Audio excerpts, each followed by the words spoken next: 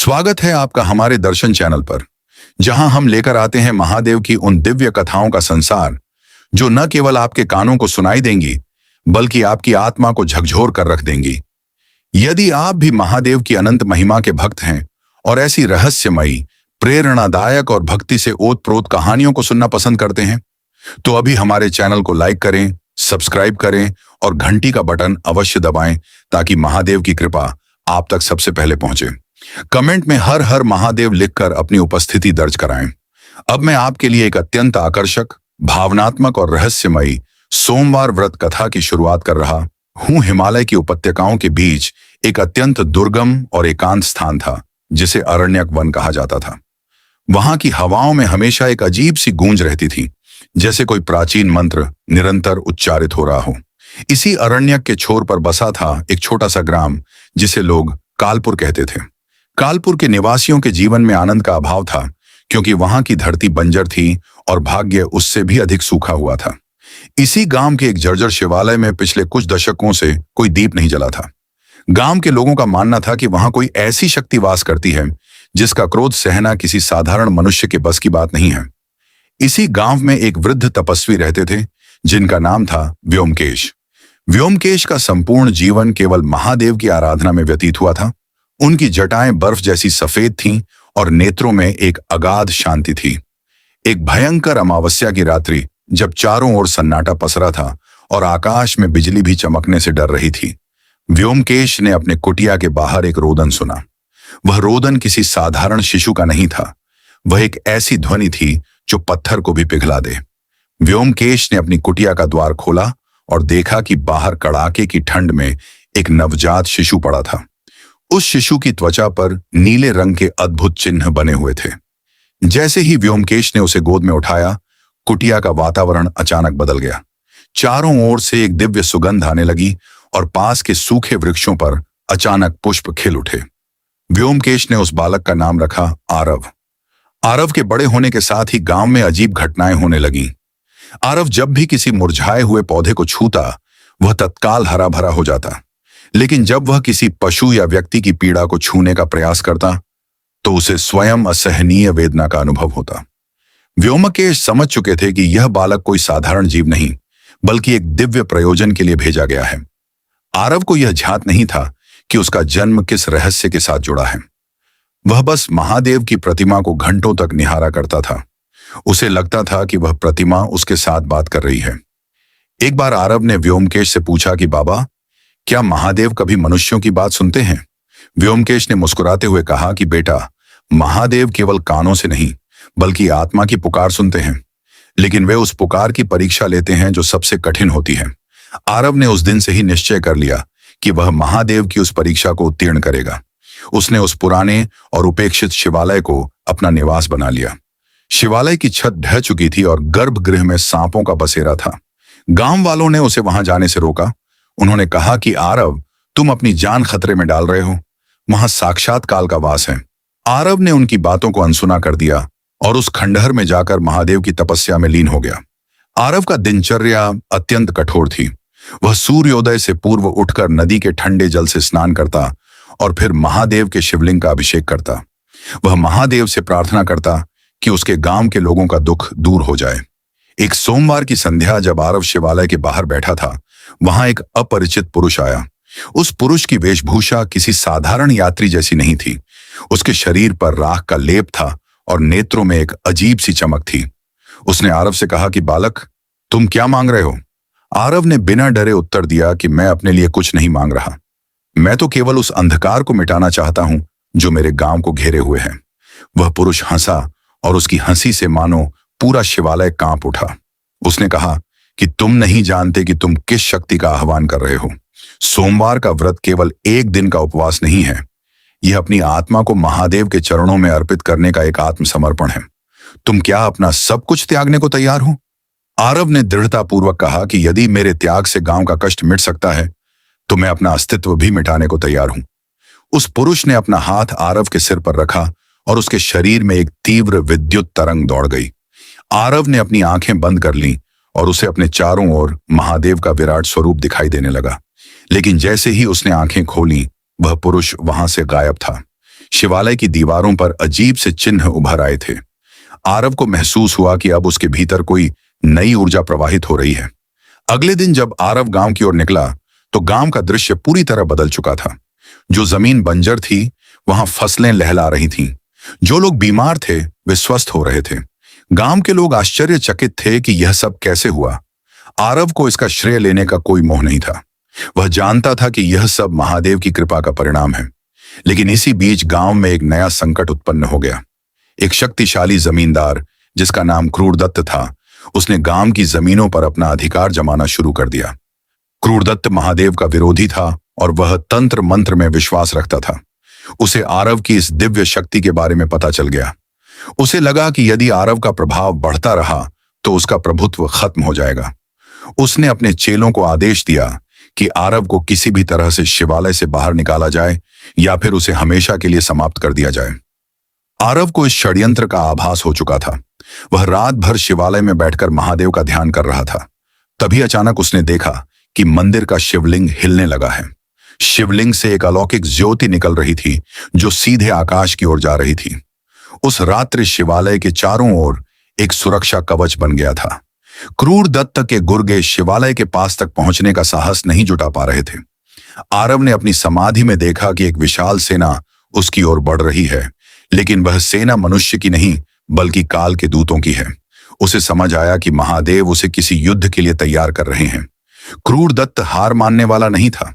उसने एक काले तांत्रिक अनुष्ठान का आयोजन किया ताकि वह आरव की शक्ति को बांध सके। आरव को महसूस हुआ कि उसकी तपस्या में कोई बाधा डाल रहा है। शिवालय का वातावरण भारी हो गया था। हवा में ऐसा लग रहा था जैसे कोई अदृश्य तलवारें टकरा रही हों। आरव ने अपनी आंखें खोली और देखा कि सामने खड़ा तांत्रिक मुस्कुरा रहा है। तांत्रिक ने चिल्लाकर कहा कि आज तुम्हारी महादेव की भक्ति तुम्हें नहीं बचा पाएगी। आरव ने शांति से कहा कि जो महादेव का है उसे कोई नहीं मिटा सकता। तांत्रिक ने एक मंत्र पढ़ा और आरव की ओर एक अग्निबाण छोड़ा। आरव ने बस इतना कहा, हे महादेव, मेरी रक्षा कीजिए या फिर मुझे स्वीकार कीजिए। तभी एक चमत्कार हुआ। वह अग्निबाण आरव के पास पहुंचते ही ठंडी बर्फ में बदल गया। तांत्रिक यह देखकर स्तब्ध रह गया। आरव के अंदर से एक ऐसी गर्जना निकली जो उसने स्वयं नहीं की थी। वह आवाज महादेव की थी।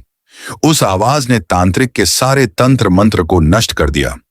तांत्रिक भयभीत होकर वहां से भागा, लेकिन क्रूरदत्त अभी भी शांत नहीं बैठा था। उसने अब और भी भयानक योजना बनाई थी। उसने गांव के कुएं में जहर मिला दिया ताकि आरव की भक्ति का प्रभाव कम हो सके। गांव के लोग एक एक करके बीमार पड़ने लगे। आरव को जब पता चला तो वह विचलित हो उठा। उसने महादेव से प्रार्थना की, हे प्रभु, ये क्या परीक्षा है? निर्दोष लोग क्यों कष्ट सह रहे हैं? महादेव की कोई आवाज नहीं आई। केवल शिवालय के घंटे अपने आप बजने लगे।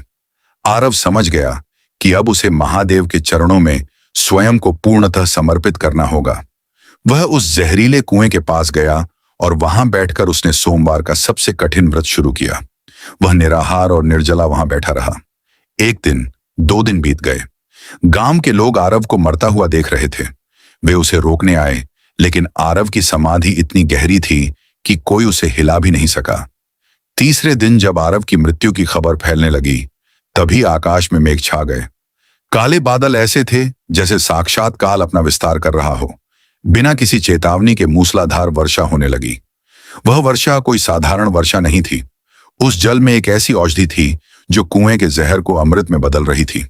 आरव की आंखें धीरे धीरे खुली। वह वर्षा के जल से भीग रहा था। उसके शरीर में नई जान आ गई थी।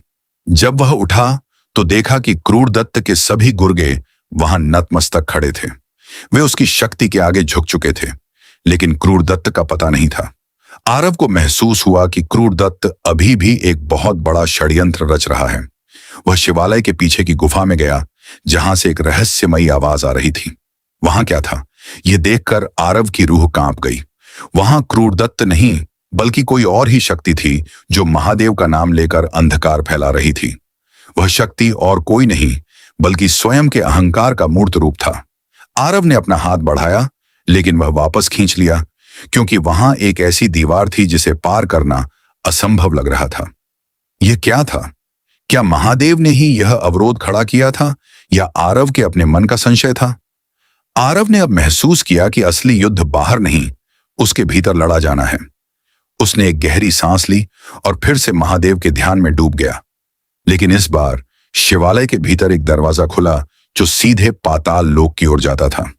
आरव ने बिना डरे उस अंधेरे में कदम रखा। अब आगे क्या होने वाला था, यह किसी को नहीं पता था। आरव ने जो देखा उसने उसके होश उड़ा दिए। पाताल के उस लोक में महादेव की प्रतिमा नहीं, बल्कि साक्षात काल का तांडव हो रहा था।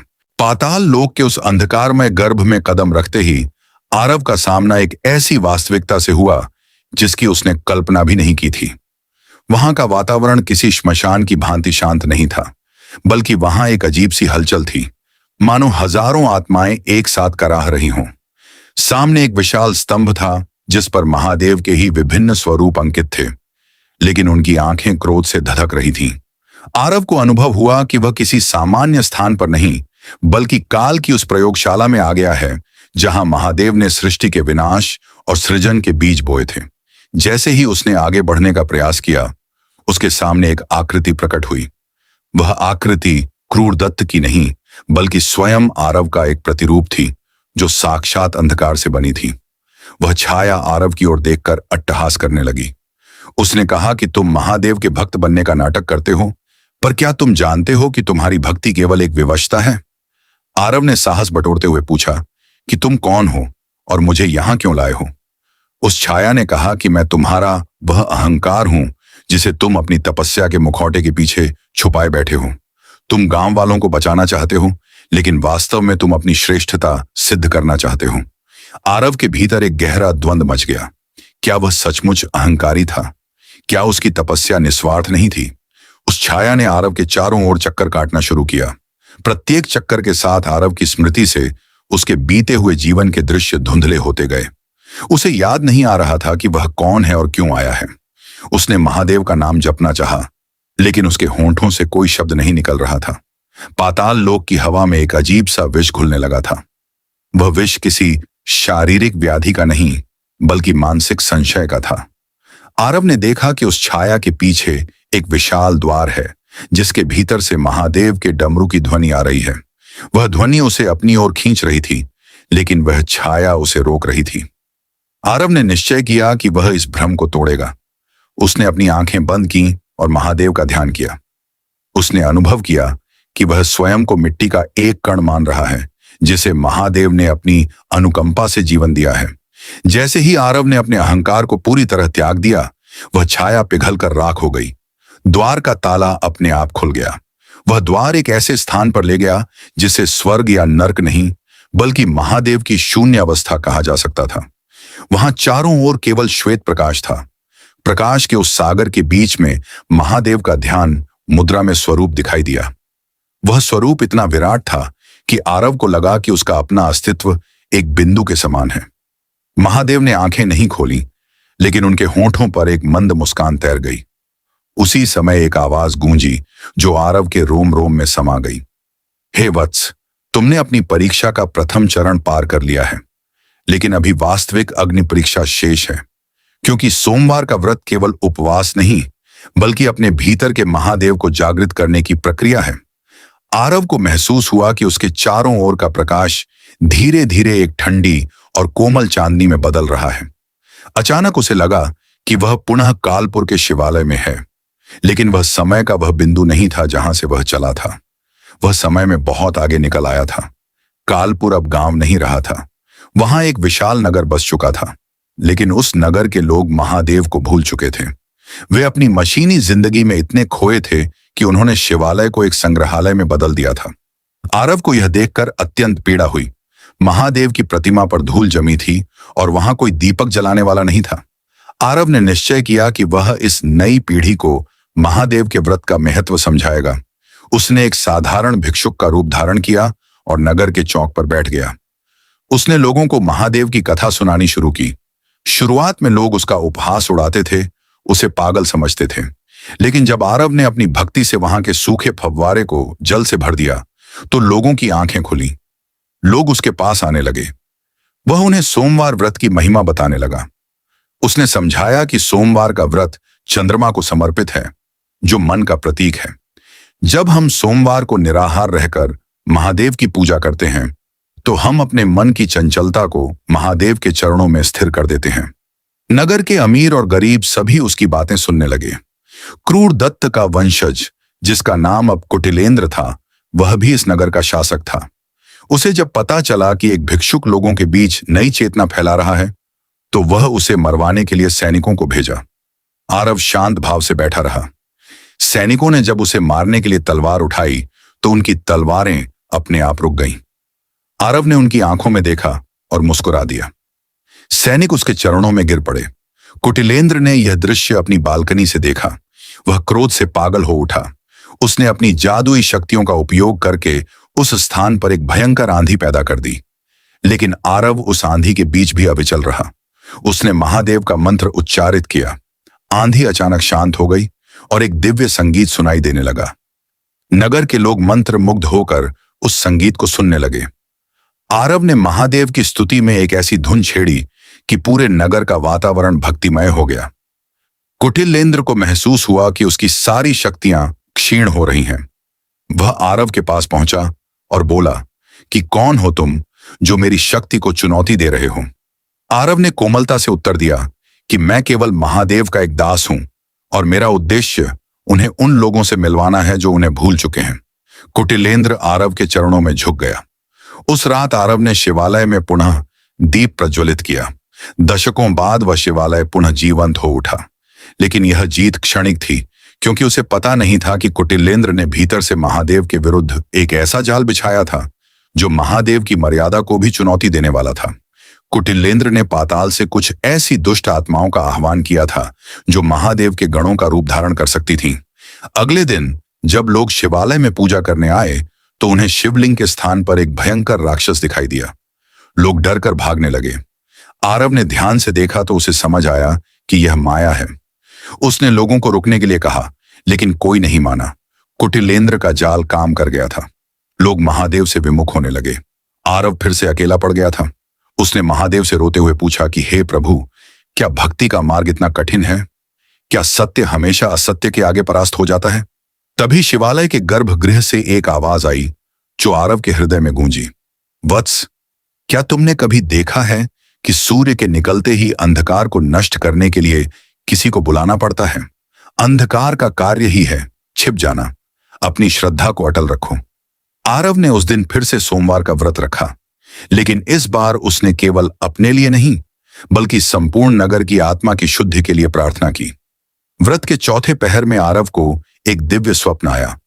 उसे महादेव के कैलाश पर्वत के दर्शन हुए। वहां नंदी महाराज उसे एक विशेष संकेत दे रहे थे। संकेत यह था कि इस नगर के केंद्र में एक ऐसा गुप्त स्थान है जहां महादेव का आदि शिवलिंग दबा हुआ है। यदि वह शिवलिंग बाहर आ जाए तो सारी माया अपने आप नष्ट हो जाएगी। आरव सुबह उठते ही उस स्थान की खोज में निकल पड़ा। नगर के बीचों बीच एक पुराना कुआं था जिसे लोग श्रापित मानकर बंद कर चुके थे। आरव ने अपनी ऊर्जा से उस कुएं की गहराई को मापा। उसे पता चल गया कि शिवलिंग उसी कुएं के नीचे गहराई में स्थित है। आरव ने कुएं के भीतर उतरने का निर्णय लिया। नगर के लोग उसे ऐसा करते देख हैरान थे। कुटिलेंद्र को जब इस बात का पता चला तो उसने कुएं के चारों ओर अपने सैनिकों को तैनात कर दिया। उसने घोषणा की कि जो कोई भी इस कुएं के पास आएगा उसे मृत्यु दंड दिया जाएगा। लेकिन आरव ने किसी की परवाह नहीं की। वह कुएं की गहराई में उतर गया। नीचे का दृश्य डरावना था। वहां चारों ओर सर्प और बिच्छू थे, लेकिन आरव को जैसे किसी दिव्य शक्ति ने अभयदान दे रखा था। कोई भी जीव उसे छू नहीं सका। कुएं की तली में पहुंचते ही उसे एक ऐसा प्रकाश दिखाई दिया जो सूर्य से भी अधिक तेजस्वी था। वह आदि शिवलिंग वहां विराजमान था। आरव ने जैसे ही उस शिवलिंग को स्पर्श किया, पूरा नगर कांप उठा। धरती के भीतर से महादेव की ध्वनि आने लगी। कुटिलेंद्र की सारी शक्तियां एक झटके में नष्ट हो गईं। वह अपने राजमहल में गिरकर तड़पने लगा। आरव ने उस शिवलिंग को अपने सिर पर उठाया और कुएं से बाहर निकलने लगा। ऊपर आते ही उसने देखा कि सारा नगर उसके स्वागत के लिए खड़ा है। कुटिलेंद्र के सैनिक हथियार डाल चुके थे। आरव ने उस शिवलिंग को पुनः शिवालय में स्थापित किया। उसी क्षण आकाश से पुष्प वर्षा होने लगी। नगर के लोगों में एक नई चेतना का संचार हुआ। लेकिन आरव जानता था कि अभी खेल खत्म नहीं हुआ है। कुटिलेंद्र ने अपनी अंतिम चाल चलने की तैयारी कर ली थी। उसने आकाश में एक ऐसा काला घेरा बना दिया था जो सूर्य को ढकने वाला था। आरव ने देखा कि वह काला घेरा तेजी से नीचे आ रहा है। आरव ने देखा कि महादेव का त्रिशूल आकाश में चमक रहा है। क्या यह त्रिशूल कुटिलेंद्र का अंत करेगा या महादेव स्वयं प्रकट होकर इसे रोकेंगे? आरव की सांसें तेज हो गईं। वह उस काले घेरे की ओर एक तक देख रहा था, जिसे देखकर स्वयं काल भी कांप उठा था। अब क्या होगा यह कोई नहीं जानता था। आकाश से उतरता हुआ वह काला घेरा किसी साधारण विपत्ति का संकेत नहीं था। वह साक्षात प्रलय का एक छोटा सा अंश था, जिसे कुटिलेंद्र ने अपनी समस्त तांत्रिक शक्तियों को दांव पर लगाकर पाताल की गहराइयों से खींच निकाला था। जैसे जैसे वह घेरा नीचे आता गया, नगर की हवा भारी होती गई और लोगों का दम घुटने लगा। महादेव का मंदिर, जिसे आरव ने इतनी श्रद्धा से जागृत किया था, उस काले साए की चपेट में आकर कांपने लगा। ऐसा प्रतीत होता था मानो महादेव का वह आदि शिवलिंग भी किसी अदृश्य संघर्ष में उलझ गया हो। आरव ने अपनी आंखें बंद कर ली और एकाग्र होकर महादेव का ध्यान धरने लगा। उसने अनुभव किया कि वह स्वयं काल की उस धारा में खड़ा है, जहां न तो कोई नगर है, न कोई कुटिलेंद्र और न ही कोई भय। वहां केवल एक शांत, स्थिर और अनंत नीले रंग का प्रकाश है। आरव ने प्रार्थना की, हे देवाधिदेव, यदि आपकी इच्छा इस नगर के विनाश की है तो मुझे अपने चरणों में स्थान दें, किंतु यदि आपके भक्त को बचाना आपकी लीला का अंग है तो अपनी माया को हटा लें। आरव के मुख से निकले हर शब्द के साथ शिवलिंग की ज्योति और अधिक प्रज्वलित होने लगी। देखते ही देखते वह ज्योति एक ढाल के रूप में पूरे नगर के ऊपर फैल गई। आकाश से गिरता हुआ वह काला घेरा जब उस ज्योति से टकराया तो एक भयंकर गर्जना हुई जो 3 लोगों तक सुनाई दी। कुटिलेंद्र, जो अपने महल की छत पर खड़े होकर इस विनाश को देख रहा था, वह अपनी आंखों पर विश्वास नहीं कर पा रहा था। उसने अपने शरीर की अंतिम ऊर्जा उस काले घेरे में झोंक दी, लेकिन महादेव की उस ज्योति के आगे उसका सारा अहंकार मिट्टी में मिलता जा रहा था। अचानक आरव को अपनी अंतरात्मा में एक आदेश मिला। उसे उस घेरे के केंद्र में प्रवेश करना था, जहां से यह सारा अंधकार उत्पन्न हो रहा था। आरव बिना किसी संकोच के शिवालय से बाहर निकला और नगर की गलियों से होता हुआ उस स्थान की ओर दौड़ पड़ा जहां से वह काला प्रकाश उत्पन्न हो रहा था। नगर के लोग आरव के पीछे भाग रहे थे, लेकिन वह इतनी तेजी से बढ़ रहा था मानो हवा उसके साथ चल रही हो। आरव उस पर्वत की चोटी पर पहुंच गया जहां कुटिलेंद्र ने अपना तांत्रिक अड्डा बनाया था। वहां का दृश्य किसी डरावने सपने जैसा था। चारों ओर मानव खोपड़ियां बिछी थीं और हवा में एक अजीब सी चीख गूंज रही थी। कुटिलेंद्र ने आरव को देखते ही अट्ठास किया। उसने कहा कि तुम फिर आ गए काल के मुख में कूदने के लिए। आज न तो तुम्हारा महादेव तुम्हें बचाएगा और न ही तुम्हारा यह सोमवार का व्रत। आरव ने स्थिर स्वर में कहा, कुटिलेंद्र, व्रत का अर्थ केवल भोजन त्यागना नहीं होता। व्रत का अर्थ है सत्य के साथ दृढ़ता से खड़ा होना, भले ही मृत्यु सामने क्यों ना खड़ी हो। तुम तो मात्र एक साधन हो। यह अंधकार तो तुम्हारे भीतर के उस सड़े हुए अहंकार का है जो तुम्हें महादेव से विमुख कर चुका है। कुटिलेंद्र ने एक बार फिर अपनी शक्तियों का आह्वान किया, लेकिन इस बार कुछ ऐसा हुआ जिसने सबको स्तब्ध कर दिया। आरव ने अपना हाथ उठाया और हवा में ही एक त्रिशूल की आकृति उभर आई। वह आकृति इतनी वास्तविक थी कि पर्वत की चट्टानें फटने लगीं। आरव की आंखों से आंसू बह रहे थे, लेकिन उसके चेहरे पर एक दिव्य आभा थी। उसने कहा कि हे महादेव, यदि मेरी तपस्या में रत्ती भर भी सत्य है तो इस अंधकार का अंत कर इसे पुनः जीवन में परिवर्तित करें।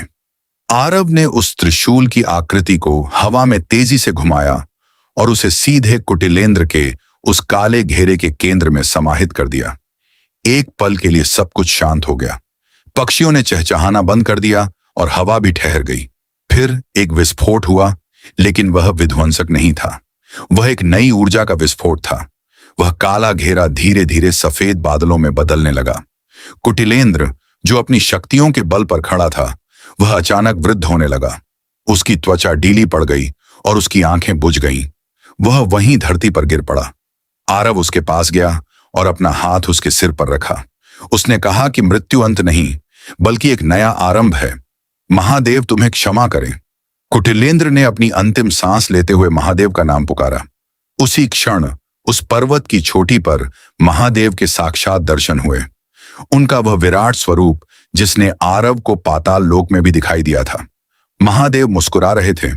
आरव उनके चरणों में गिर पड़ा। महादेव ने आरव का हाथ पकड़कर उसे उठाया और कहा कि वत्स, तुमने जो किया वह केवल एक मनुष्य के लिए असंभव था, लेकिन एक समर्पित भक्त के लिए सब कुछ संभव है। महादेव ने उसे एक छोटा सा स्फटिक का शिवलिंग दिया और कहा कि इसे अपने नगर के उस स्थान पर स्थापित करना जहां से अंधकार समाप्त हुआ था। यह शिवलिंग केवल पत्थर नहीं, बल्कि महादेव के अनुग्रह का प्रतीक है। जब तक यह वहां रहेगा, नगर में कभी अकाल या असत्य का वास नहीं होगा। आरव ने महादेव के चरणों को स्पर्श किया और जैसे ही उसने अपनी आंखें खोली, उसने खुद को शिवालय के अंदर पाया। वहां सब कुछ सामान्य था, जैसे कुछ हुआ ही न हो। नगर के लोग शिवालय के बाहर जमा थे और आरव को वापस आता देख सब हर्षोल्लास से भर गए। लेकिन कुटिलेंद्र का क्या हुआ? क्या वह वास्तव में मर गया था या महादेव की कृपा से उसने कोई और रूप ले लिया था? आरव ने वह स्फटिक शिवलिंग उसी स्थान पर स्थापित किया जहां कभी कुटिलेंद्र ने अपना तंत्र रचा था। नगर में शांति लौट आई थी, लेकिन आरव के मन में अभी भी एक प्रश्न था। महादेव ने उससे कहा था कि उसकी परीक्षा अभी शेष है। क्या सोमवार का व्रत अब समाप्त हो चुका था या उसे जीवन भर इसी तरह परीक्षा देनी होगी? इसी बीच एक रहस्यमयी स्त्री नगर में प्रवेश करती है। उसके हाथों में एक ऐसा पात्र है जिसमें से एक अजीब सी नीली ज्योति निकल रही है। वह सीधे आरव के पास आती है और उसे एक पत्र देती है। उस पत्र पर महादेव के त्रिशूल की छाप है। आरव का हृदय धड़कने लगा। उस पत्र में क्या लिखा था? क्या यह महादेव का अगला संदेश था या कोई नई चुनौती? आरव ने जैसे ही पत्र खोला, उसके आसपास की दीवारें गायब होने लगीं और वह किसी अज्ञात लोक में स्वयं को पाता है, जहां समय का कोई अस्तित्व नहीं था। वहां उसने देखा कि महादेव की एक नहीं बल्कि अनेक प्रतिमाएं हैं जो अलग अलग दिशाओं में देख रही हैं। यह कौन सा लोक था? क्या वह अभी भी पृथ्वी पर था या फिर ब्रह्मांड के किसी दूसरे छोर पर? आरव का रोमांच और बढ़ गया, क्योंकि उसे पता था कि अब उसकी यात्रा का सबसे महत्वपूर्ण मोड़ आने वाला है। उस अज्ञात लोक में जहां समय का कोई अस्तित्व नहीं था, आरव एक ऐसे केंद्र में खड़ा था जिसे ब्रह्मांड का नाभिस्थल कहा जा सकता था। वहां महादेव की असंख्य प्रतिमाएं थीं और हर प्रतिमा एक अलग ब्रह्मांड की ओर संकेत कर रही थी। वह रहस्यमयी स्त्री जिसने आरव को वह पत्र दिया था, अब उसके सामने एक सन्यासिनी के रूप में खड़ी थी। उसकी आंखों में गंगा सी पवित्रता थी और मुख पर ऐसी आभा थी जो किसी दिव्य लोक की ही हो सकती थी। उसने आरव से कहा कि हे आरव, तुमने कुटिलेंद्र के अहंकार का अंत तो कर दिया, लेकिन क्या तुम यह जानते हो कि अहंकार कभी मरता नहीं, वह केवल अपना रूप बदलता है। आरव ने उस स्त्री को ध्यान से देखा तो उसे लगा कि यह स्त्री कोई और नहीं बल्कि साक्षात माता पार्वती का अंश है। आरव ने हाथ जोड़कर प्रणाम किया और पूछा कि हे देवी, यदि अहंकार का अंत संभव नहीं तो इस संसार में शांति कैसे स्थापित होगी? उस स्त्री ने मुस्कुराते हुए कहा कि शांति का अर्थ संसार का अंत नहीं बल्कि अपनी इच्छाओं का अंत है। तुम जिस सोमवार के व्रत की महिमा का प्रचार कर रहे हो, वह केवल एक दिन का उपवास नहीं बल्कि स्वयं के भीतर के उस विष को महादेव के चरणों में अर्पित करना है जो तुम्हें बार बार अहंकार की ओर खींचता है। आरव को उस समय समझ आया कि जब तक वह स्वयं को महादेव का दास समझता था, तब तक उसमें सेवा का भाव था, लेकिन जैसे ही उसने सोचा कि उसने नगर को बचाया, उसमें सूक्ष्म अहंकार का जन्म हो गया था। उस स्त्री ने आगे कहा कि तुम्हें एक और परीक्षा देनी होगी, लेकिन इस बार यह परीक्षा किसी राक्षस से नहीं बल्कि तुम्हारे अपने बीते हुए कल से होगी। उसने अपना हाथ हवा में घुमाया और आरव के सामने एक दृश्य प्रकट हुआ। वह दृश्य उसके बचपन का था, जब उसे व्योमकेश ने पाया था। आरव ने देखा कि उसके जन्म के पीछे एक ऐसा रहस्य था जिसे उसने कभी नहीं जाना था। वह किसी साधारण माता पिता की संतान नहीं था, बल्कि वह महादेव के उस गण का पुनर्जन्म था जिसे श्रापवश पृथ्वी पर आना पड़ा था। उसने अपना पिछला जीवन देखा। वह कैलाश की सेवा में तत्पर था, लेकिन एक भूल के कारण उसे मृत्युलोक में आना पड़ा।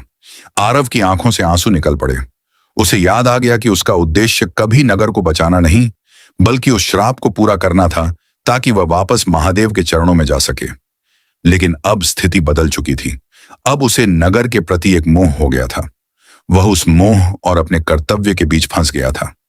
क्या वह अपना कर्तव्य पूरा करके वापस कैलाश चला जाएगा या नगर के लोगों के प्रति अपने प्रेम के कारण यहीं रुक जाएगा? यह एक ऐसा धर्म संकट था जिसका उत्तर महादेव के बिना मिलना असंभव था। तभी उस अज्ञात लोक में महादेव का गूंजता हुआ स्वर सुनाई दिया, हे पुत्र, मोह भी एक प्रकार का बंधन है और भक्ति का अर्थ बंधन मुक्त होना है। यदि तुम नगर के प्रति अपने प्रेम को महादेव का प्रेम समझकर सेवा करोगे तो तुम कभी नहीं बंधोगे। आरव को सत्य का बोध हो गया। उसने समझ लिया कि सोमवार का व्रत वास्तव में शिव और शक्ति का मिलन है, और जब मनुष्य अपने मन को महादेव के संकल्प में लीन कर देता है तो कोई भी मोह उसे विचलित नहीं कर सकता। आरव ने जैसे ही यह संकल्प लिया, वह दृश्य लुप्त होने लगा। वह स्त्री भी धीरे धीरे प्रकाश में विलीन हो गई। आरव ने खुद को पुनः अपने नगर के शिवालय में पाया, लेकिन अब उसके पास एक ऐसी दिव्य दृष्टि थी जिससे वह हर मनुष्य के भीतर महादेव को देख सकता था। उसने नगर के लोगों को गले लगाया और उन्हें समझाया कि महादेव किसी मंदिर में नहीं, बल्कि तुम्हारे प्रत्येक के भीतर विराजमान है। सोमवार का व्रत अब केवल एक नियम नहीं, बल्कि नगर के हर निवासी के जीवन का आधार बन गया था। लेकिन कहानी अभी पूरी नहीं हुई थी। आरव के भीतर अब एक ऐसी शांति थी जिसे कोई भी अशांति भंग नहीं कर सकती थी। उसने महादेव की तपस्या का एक नया मार्ग खोज लिया था। वह मार्ग था निष्काम सेवा। अब वह केवल एक भक्त नहीं था, वह स्वयं महादेव की कृपा का एक जीवंत माध्यम बन चुका था। नगर में अब कभी कोई दुख नहीं आया, क्योंकि वहां का हर व्यक्ति एक दूसरे के भीतर महादेव को ढूंढने लगा था। आरव का जीवन अब महादेव के चरणों में पूर्णतः समर्पित था। लेकिन क्या महादेव की लीला यहीं समाप्त होती है? आरव के सामने अभी एक अंतिम सत्य प्रकट होना बाकी था। क्या वह सत्य इस जगत को बदल देगा या उसे एक नए रहस्य की ओर ले जाएगा? आरव ने शिवालय के द्वार पर अपना सिर झुकाया और एक ऐसी प्रार्थना की जो आज तक किसी ने नहीं की थी। उसने कहा कि हे महादेव, मुझे मोक्ष नहीं चाहिए, मुझे केवल आपके चरणों की सेवा चाहिए, चाहे वह जन्म जन्मांतर तक क्यों न हो। क्या महादेव उसकी यह प्रार्थना स्वीकार करेंगे? अगले भाग में हम जानेंगे उस महारहस्य को जो अब तक समय की परतों में छिपा था। कथा दर्शन चैनल की एक पावन प्रस्तुति है। आरव की वह अंतिम प्रार्थना पाताल से लेकर कैलाश तक गूंज गई। शिवालय की धरती थर्राने लगी, लेकिन इस बार यह कोई संकट नहीं था, यह महादेव के आगमन का संकेत था। अचानक सारा शिवालय एक ऐसी दिव्य नीली रोशनी से भर गया कि बाहर खड़े लोगों को लगा मानो सूर्य स्वयं धरती पर उतर आया हो।